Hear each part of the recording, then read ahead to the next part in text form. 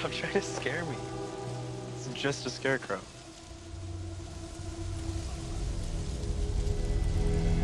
Campfire tales, town legends, ghost stories, whatever you want to call them, they exist as a way to tell tales from one generation to the next.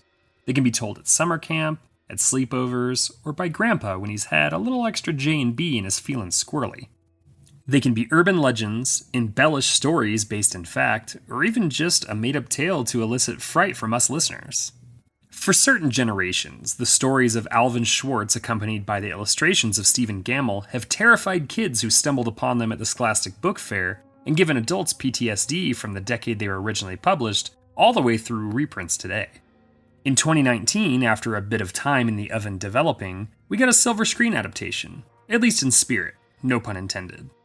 Turn the lights down as we find out what happened to Scary Stories to Tell in the Dark. Stories hurt. If we repeat them often enough, they become real. They make us who we are. This I learned on the very last autumn of our childhood.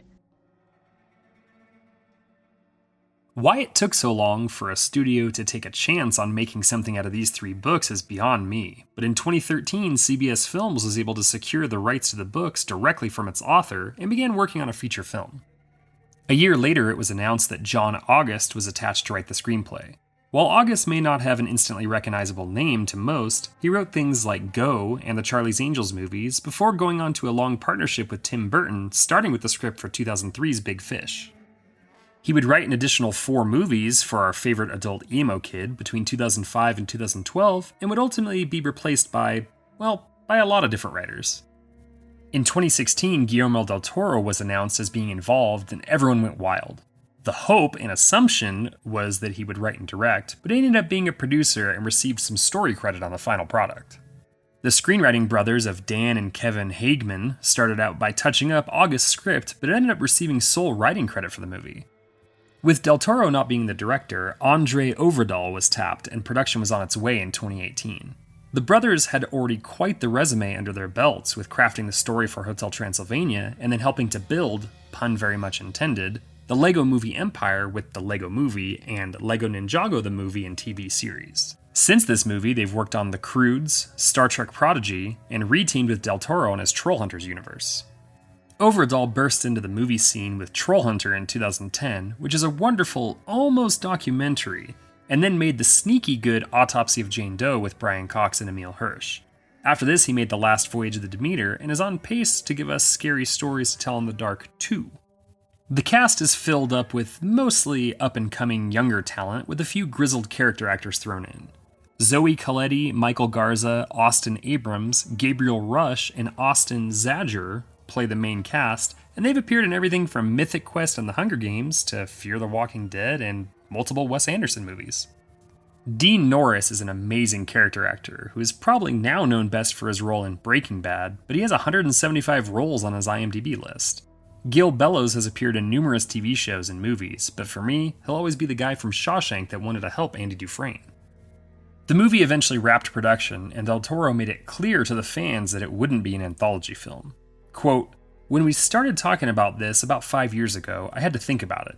Anthology films are always as bad as the worst story in them, but they're never as good as their best story. I remembered in Pan's Labyrinth, I created a book called The Book of Crossroads. I thought it would be great if we had a book that reads you, and then it writes what you're most afraid of. Then the theme became the stories we tell each other.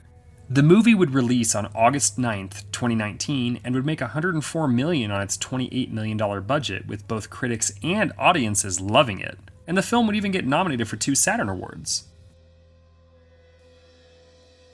The book, or in this case, books, Scary Stories to Tell in the Dark, was written by Alvin Schwartz and illustrated by Stephen Gammel. Much of it was based on folklore and other superstitions, and Schwartz would do extensive research before completing each short story. All 3 books are collections of short stories that were released in 1981, 1984, and 1991. He took more than a year to write each collection, as his research was extensive, and he pulled from all manner of regional tales, as well as the famous works from Shakespeare, T.S. Eliot, and even Mark Twain. The stories have been loved since their release, and have been re-released multiple times for that matter. You can now get all 3 books in one collection. In 2011, a new release of the books brought with it new artwork that was, received less than spectacularly, but ultimately the books have sold over 11 million copies. Artist Stephen Gammel has over 70 books that he's worked on, but will forever be known for his charcoal nightmares. Alvin Schwartz passed away just a year after the third short story collection. While he had far fewer works than his collaborator artist, younger kids might also remember his In a Dark, Dark Room book that is almost as iconic. Well, to the film's credit, they took many of the main protagonists' fears directly from the stories. The Big Toe, Harold, the Pale Lady from The Dream, the Red Spot, and then ideas from Haunted House and Me Tai Dodie Walker are all represented and represented well. Me Tai Dodie Walker. Harold the Scarecrow looks almost exactly as he does in the short story and behaves similarly. A character abuses him and Harold finds that he has had enough, so he takes his revenge by eerily appearing where he shouldn't be before striking. The Pale Lady also looks exactly as she does in the short story The Dream, and even appears in a dream-like endless hallway while stalking Chuck, and even the Pale Lady is specifically from his nightmares. The Red Spot happens almost exactly as it's told in the story, with Ruth having a spider bite that leads to it bursting with tons of baby spiders. The short story is little more than a paragraph, and this encapsulates everything about it that is frightening. The Big Toe follows pretty closely, with the Big Toe being put into a soup, and then the owner of said Big Toe coming back to collect. While the words the creature asks are slightly different, some of the story is taken verbatim from the book, like when the boy assumes that the monster will never find him. Me Tai Dodie Walker features a couple of aspects of the story, like a dog trying to warn and interact with a human on the danger that's coming, and ultimately a head falling down a chimney.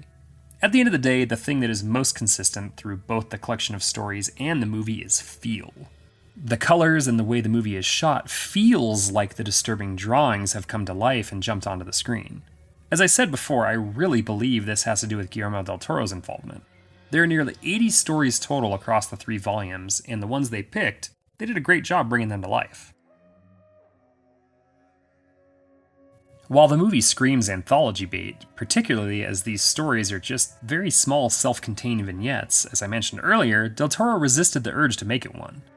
They gave the book more purpose and had it exist in real time with our characters. There's also an actual story that connects everything together in a similar fashion to the wraparound story that exists in all anthology movies. Sarah Bellows is the author of many of the stories before hanging herself after being accused of witchcraft.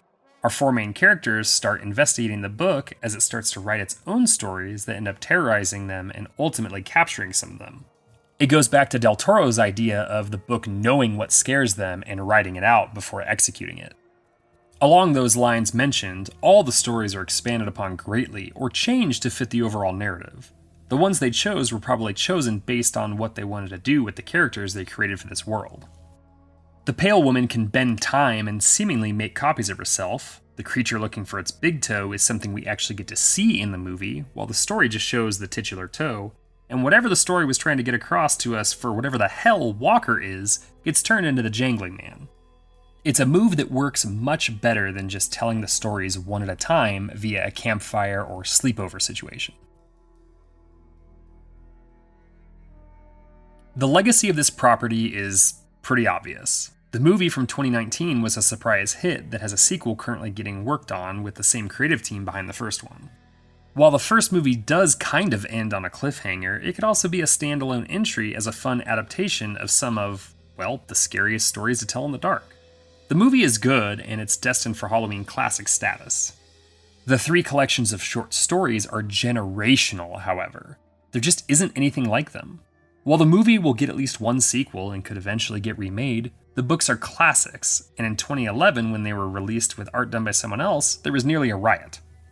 As a parent myself, I understand that the books will be handed down far more often than the movie will be shared, and the books themselves have a better chance of being discovered by a kid wandering the aisles of a bookstore, or with money burning a hole in their pocket at the fall Scholastic Book Fair.